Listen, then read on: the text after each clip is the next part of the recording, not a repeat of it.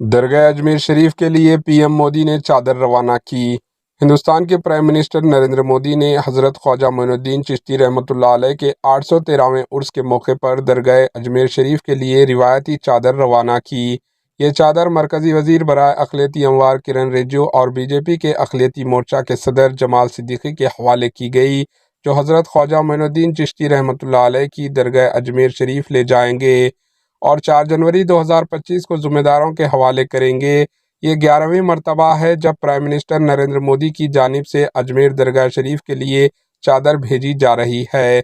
ریاست راجستھان کے اجمیر شہر میں واقع حضرت خواجہ معین الدین چشتی رحمۃ اللہ علیہ کے 813ویں عرس کا آغاز چہارشنبے کی شام چاند نظر آنے کے ساتھ ہی ہو چکا ہے۔